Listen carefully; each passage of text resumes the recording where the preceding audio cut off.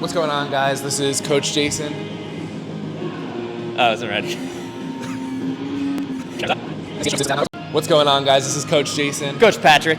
And we're here. We're going to talk to you today about how to know whether or not you're plateauing with progress, or are you just on the uphill battle towards making some huge gains.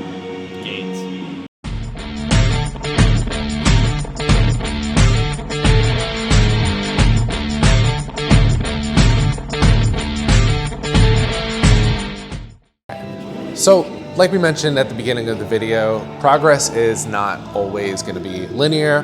There's going to be hills and valleys, and sometimes it's hard to know whether you're on a valley on an uptrend or if you're on a valley and you're completely plateauing. So here's a couple tips and pointers from our experience to know how to determine what point you're actually at. So the first thing we want to talk about is optimizing your training. And what we mean by that is you want to take a look at your recovery and you want to take a look at your overall training load.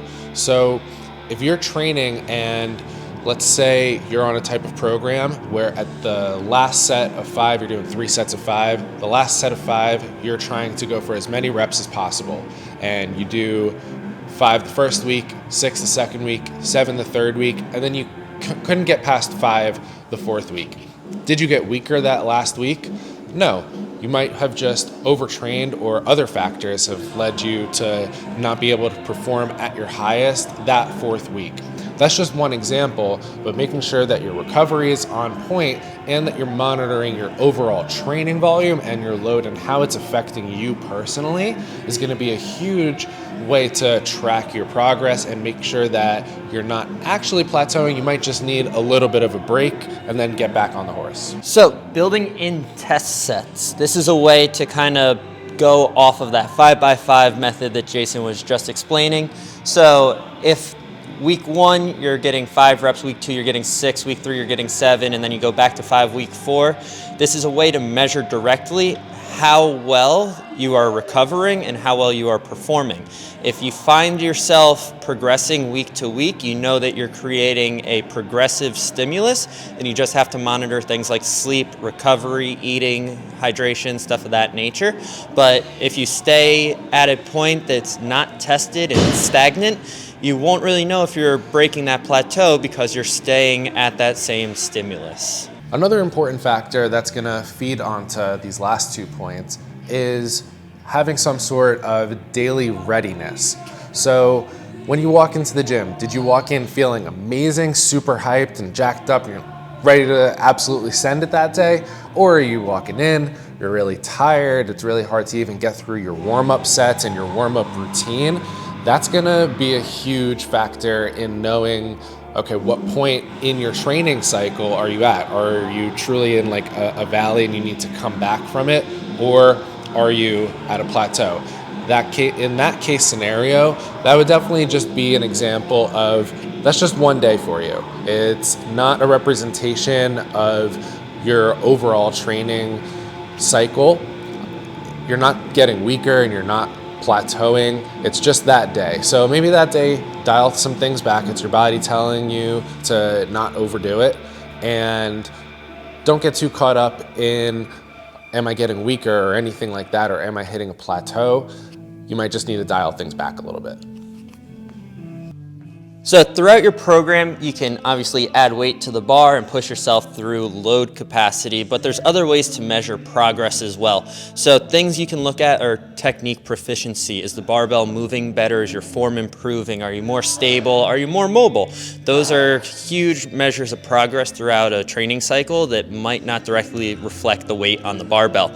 You can also look at volume. So are you adding an extra set? Something that you only did for 3 sets of 10 last week, you're able to do for 4 sets this week, or maybe instead of 10, you're pushing 11 or 12 reps. Something along the lines of there is a great way to say, I did more than I did last week, and at the end of the day, that's a summary of progress. Recovery between sets. Does it take you 2 minutes to recover? Can you do it in 90? Are you pushing yourself to do the same work with 60 seconds of rest? Those are increasing your work capacity in terms of, I can do this even when I'm tired, rather than needing to be fully recovered and ready to go for that set. And then also looking at bar speed. Are you moving the bar more efficiently and faster with the same amount of weight? So at the end of the day, force is mass times acceleration. If you're using the same mass and accelerating it more proficiently, you're creating more force, and that is also a way to show I'm getting better.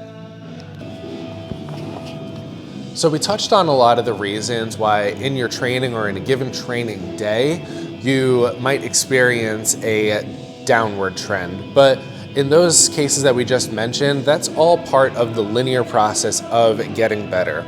We want to talk about also when it actually happens, or if it actually happens, that you actually do hit a plateau and how to recognize that. So when it comes to training programs, there's something called a macro cycle, and that's typically anywhere from 6 months to 12 months period of time of training. Over that period of time, you should set some sort of goal for yourself. I want to make my squat go from 300 to 315 in 6 months. That's your macro cycle goal, or maybe one of 3 to 4 macro cycle goals. If you go through the entire peaks and valleys and all the different slopes throughout your training cycle, and at the end of that 6 months, you weren't able to reach your goal, take a look at how close you did come. Were you able to go from 300 to at the very least 305? Because that's not necessarily a plateau. That might just be slower progress than you expected. But if you couldn't surpass that 300-pound goal at all, that's definitely a sign of a plateau. And that's when you want to take a look and reflect at your training program and see, okay, where did you go wrong? Did you overtrain? Did you undertrain? And that can be more indicative of a plateau. So once you have a macro cycle established, that's looking at long-term goals. So taking something from where you're at now to 6, 12 months down the line, are you getting there in a linear fashion, like every month you're going up 2 to 5 pounds? Are you going up incrementally over the course of a segmented 4 to 6 week microcycle or mesocycle? And then at the end of the time, are you reaching the goal that you set for yourself? Looking at short-term progress, week to week, day to day, there's a lot of ebb and flow that comes with that. So you could probably see it stepping on a scale where in the morning you weigh less, at the end of the day you weigh 5 pounds more. You're gonna have that in your training as well. You're gonna have good days, you're gonna have bad days. So looking at the big picture, long-term training is a good way to make sure that over the course of a longer period, we're still trending in the right direction. We're not staying stale and maybe hitting the same weight 2-3 weeks in a row. Short term, you can look at those different variables of progress that we talked about earlier: bar speed, volume, weight on the bar, etc. And then long term, you can look at, am I reaching the goals that I set forth for myself? Hopefully the points that we brought up answered some questions and brought some clarity to the type of training you're undergoing, but this may have sparked some more questions that you might have, and that's completely okay. Again, this was our thoughts on training and programming from our professional experience and from our education, but we'd love to hear from you guys and gals. What kind of questions do you have about periodization, plateauing, overtraining, undertraining? Let us know your thoughts in the comment section, and we'd love to interact with you guys and answer your questions and potentially make more videos on a subject like this. That being said, Mach 1 out. Boom!